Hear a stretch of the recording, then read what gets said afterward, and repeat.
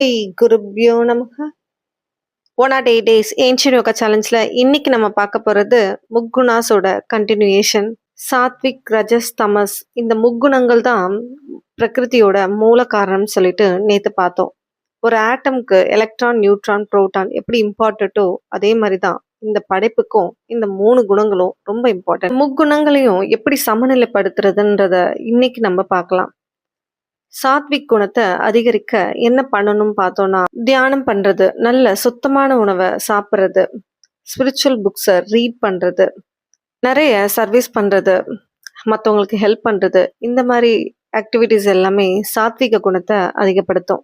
நிறைய நேரம் TV, phone பார்க்காம இருக்கிறது, பொறுமையா சாப்பிட்றது, மௌனத்துல இருக்கிறது, இதெல்லாம் நம்மளுடைய ரஜோ குணத்தை கட்டுப்படுத்தும்.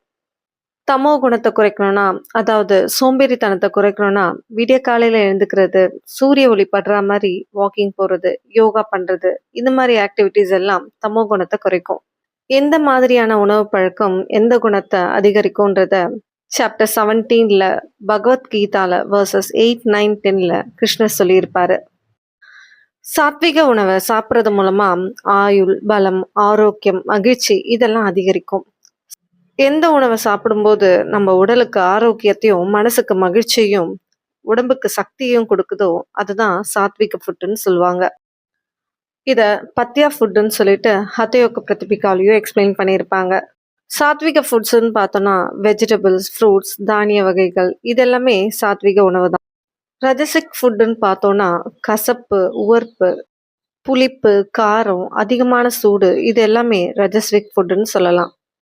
உடம்புக்கு நோயையும் மனசுக்கு துன்பத்தையும் கொடுக்குற இந்த ஃபுட்டை தான் ரஜோகுணம் உள்ளவங்களுக்கு ரொம்ப பிடிக்கும்னு சொல்லிட்டு கிருஷ்ணர் சொல்லியிருப்பாரு. சுவை இல்லாத கெட்டுப்போன துர்நாற்றம் வீசுற ஃபுட்டை தான் தமோ குணம் உள்ளவங்களுக்கு பிடிக்கும்னு சொல்லியிருப்பாரு கிருஷ்ணர். இதை அப்பத்தியா ஃபுட்டுன்னு சொல்லிட்டு ஹதயோக பிரதிபிகா டெக்ஸ்ட்ல சொல்லியிருப்பாங்க. இந்த முக்குணங்களோட அடிப்படையில மனதோட செயல்பாட ஒரு 5 நிலையா பிரிச்சிருப்பாங்க பதஞ்சலி யோக சுத்ரால. குணங்களையும் சமநிலையில நம்ம வைக்க பழகிட்டோம்னா நம்மளுடைய மனசோட செயல்பாட்டை நம்மளால கண்ட்ரோல் பண்ண முடியும். இந்த வீடியோ இன்ஃபர்மேட்டிவா இருந்தா லைக் பண்ணுங்க. இந்த இன்ஃபர்மேஷனை ஸ்ப்ரெட் பண்ணணும்னு நினைச்சீங்கன்னா ஷேர் பண்ணுங்க. என் கூட டிராவல் பண்ணணும்னு நினைச்சீங்கன்னா சப்ஸ்கிரைப் பண்ணுங்க. த ரியல் ஏன்ஷியன் யோகாவை ஃபாலோ பண்ணுங்க. அன்டில் தென் பவத்து சர்வமங்கலம். நன்றி, வணக்கம்.